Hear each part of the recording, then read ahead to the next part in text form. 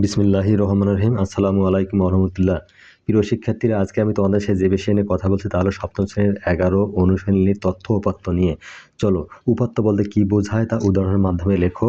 অনেকেই রিকোয়েস্ট করতেছেন, আমি এখনই ভিডিও দিতেছি ইনশাল্লাহ।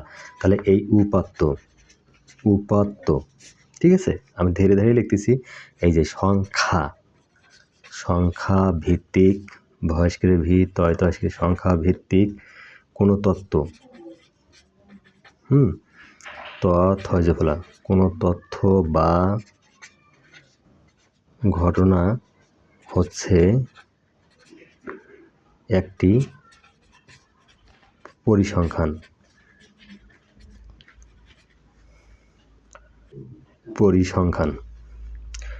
আর তথ্য বা ঘটনা নির্দেশক সংখ্যাগুলো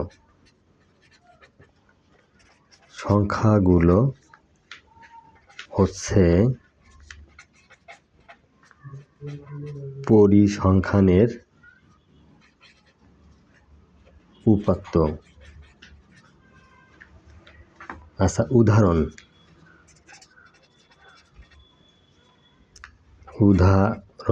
বলছে যেটা, কোনো এক পরীক্ষায় সপ্তম শ্রেণীতে অধ্যয়নরত 20 জন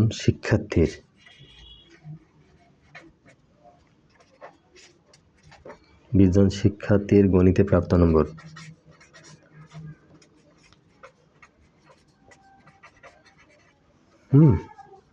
প্রাপ্ত নম্বর হলো, তাহলে 80, 60, 65, 57, 83, 60, 63, 90, 94, 77, 100, 95, তারপর হলো 81, 61, 85, মানে যেভাবে দিতে পারি আমরা আর কি। 85, তারপর 91, 98, 88, তারপর হলো 55। ঠিক আছে, এই যে এটা আমার চলে গেল। যে বলছিল উপাত্ত বলতে কি বোঝায় তা উদাহরণের মাধ্যমে লেখো, সেই 8 নম্বরটা আমার অলরেডি হয়ে গেল। এবার 9 নম্বর, উপাত্ত কত প্রকারের, প্রত্যেক প্রকার উপাত্ত কীভাবে সংগ্রহ করা হয় এবং প্রত্যেক প্রকার উপাত্ত সংগ্রহের সুবিধা অসুবিধা লেখো। এবার সেই 9 নম্বর, চলো আমরা দেরি না করে 9 নম্বরটা লিখে দেই। আচ্ছা, পরিসংখ্যানের উপাত্ত হলো 2 প্রকার। পরিসংখ্যানের উপাত্ত হলো 2 প্রকার। আমি তোমাকে প্রাইভেটের মতন দিচ্ছি, কারণ হলো আমি লেখি রাখি নাই, কারণ লেখি রাখলে তুমি কিছুই বুঝবে না। যথা 1 নম্বরে হলো প্রাথমিক উপাত্ত,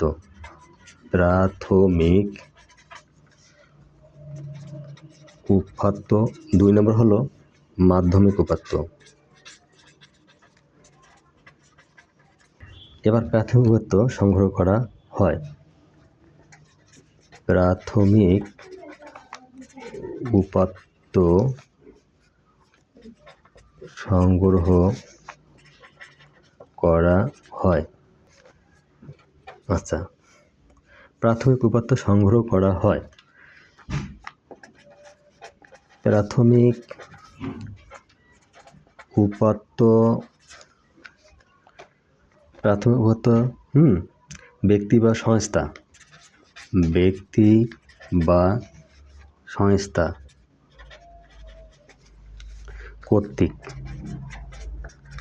কর্তৃক সরাসরি সংগৃহীত হয়।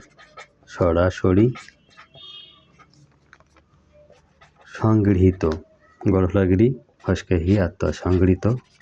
হয়। ঠিক আছে। আচ্ছা, এবং সুবিধা, সুবিধা 1 নম্বর হলো সংগৃহীত উপাত্ত অনেক বেশি সঠিক।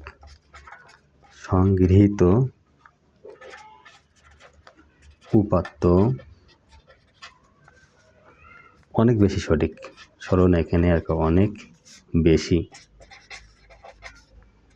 সঠিক। সঠিক সঠিক। হ্যাঁ, আচ্ছা, সঠিক ও নির্ভরযোগ্য নিষ্কানি ভয়ের আর বসে নির্ভরযোগ্য জয় করজ গজে ফেলজ নির্ভরযোগ্য। নাম্বার 2 হলো যেটা হলো তথ্যের গোপনীয়তা রক্ষা করা যায়।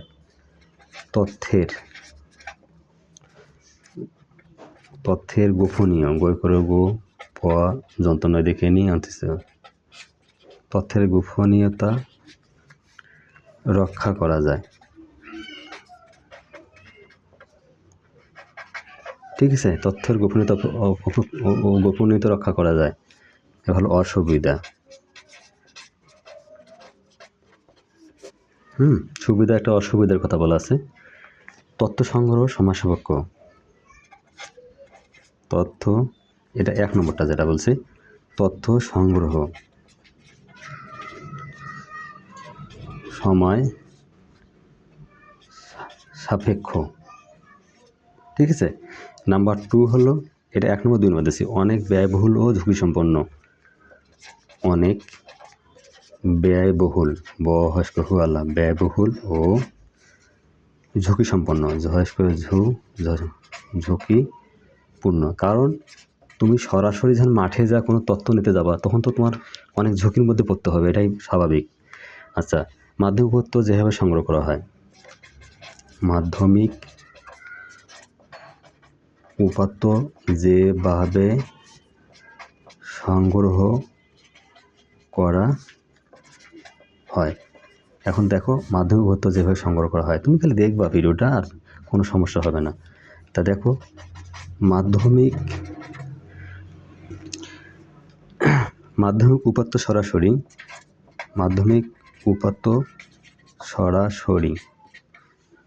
সরাসরি উৎস থেকে সংগ্রহ না করে,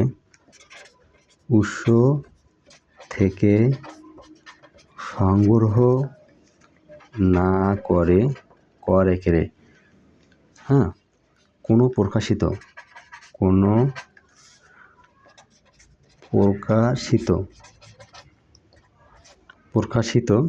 রিপোর্ট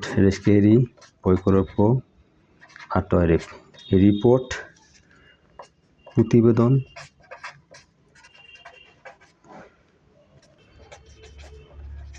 পত্রিকা বা সরাসরি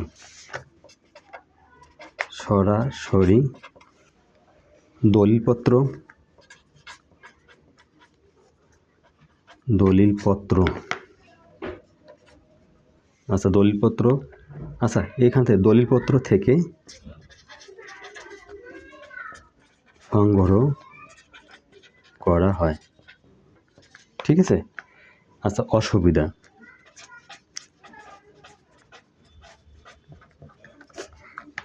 যেটা হলো, আচ্ছা, সংগ্রহ করা হয়, এটা আমরা আগে সুবিধাটা লিখি। বেশ কিছু দেখে দেওয়ার সুবিধা। আচ্ছা, 1 নম্বরে শৈব লয় প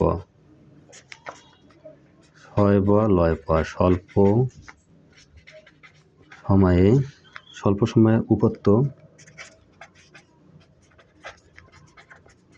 সংগ্রহ করা যায়। এটা একটা। নাম্বার 2 হলো ব্যয়বহুল ও ঝুঁকিপূর্ণ নয়। ব্যয়বহুল ও ঝুঁকিপূর্ণ নয়। এটা গেল। হ্যাঁ, এবার অসুবিধা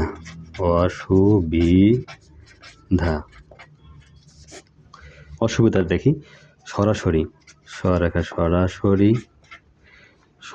উৎস থেকে সংগৃহীত হয়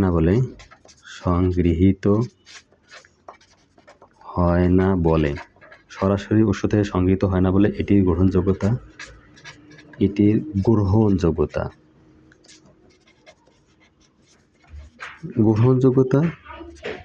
কম। আচ্ছা, কখনো কখনো সঠিক ফলাফল পাওয়া যায় না। আচ্ছা, নাম্বার 2 হলো, এটা 1 নম্বর দেওয়া যায়।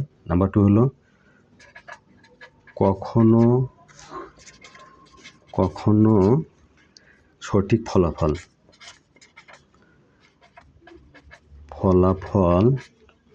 পাওয়া যায় না। কখনো কখনো সঠিক ফলাফল কিন্তু পাওয়া যায় না। আচ্ছা, তাহলে আমরা যদি এভাবে আমরা কত পাইলাম, 8 এবং 9 এর অ্যান্সার করতে পারলাম। ঠিক আছে, এবার আমরা যদি দেই 10 নম্বর দেই। 10 নম্বর বলছে কি, অবিন্যস্ত উপপাদ্য কি উদাহরণ দাও। অবিন্যস্ত উপপাদ্য কি, হ্যাঁ উদাহরণ দাও। তাহলে লেখো 10-এর অবিন্যস্ত উপাত্ত। মোট কথা যারা সাজাসাজি থাকে না সেটা অবিন্যস্ত উপাত্ত বলা। হ্যাঁ, যে উপাত্ত সংখ্যাগত মানের ক্রম অনুসারে সাজানো থাকে না। লেখো, যে উপাত্ত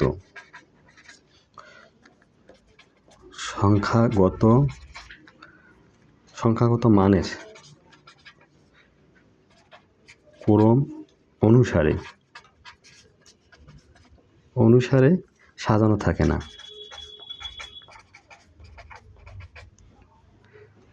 অর্থাৎ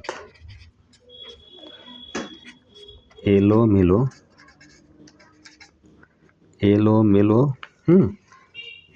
ভাবে থাকে, তাকে অবিন্যস্ত উপাত্ত বলে। এইটা ছিল একটা অবিন্যস্ত উপাত্ত বলে। আমরা উদাহরণে যাই, উদাহরণ গেলে এলা বুঝতে পারবো। আচ্ছা, কোনো শহরের মনে করো, কোনো শহরের জানুয়ারির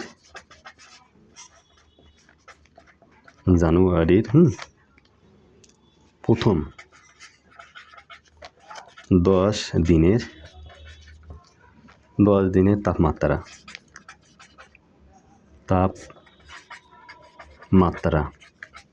কত দিলাম?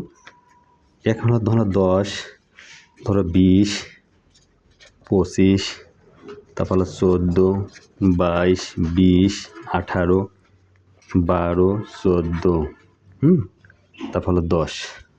এই তো, এটি উপাত্ত একটি অবিন্যস্ত। এই উপাত্তটি হলো অবিন্যস্ত উপাত্ত। ঠিক আছে, কারণ এটি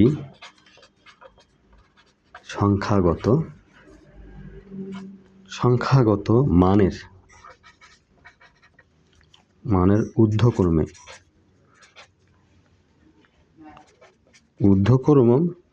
বা অধঃক্রম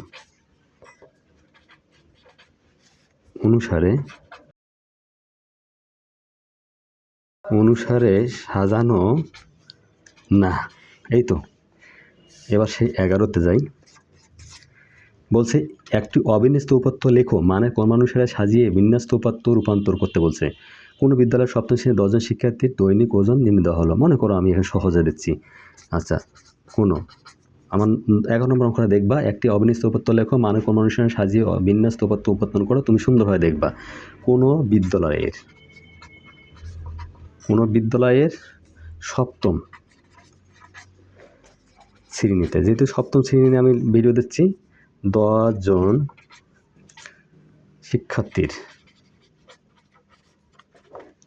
শিক্ষার্থীর মানে দৈহিক ওজন, হ্যাঁ, যেমন 40, তারপর হলো 45, 39, 48, 52, আমার কথাগুলো ভালো করে শুনতে হবে আগে, 47, 42, তারপর হলো তোমার 40, 38, তারপর হলো 48, হ্যাঁ, যা একটি অবিন্যস্ত উপাত্ত। ওকে, আচ্ছা, উপাত্তটিকে হ্যাঁ উপাত্তটিকে মানের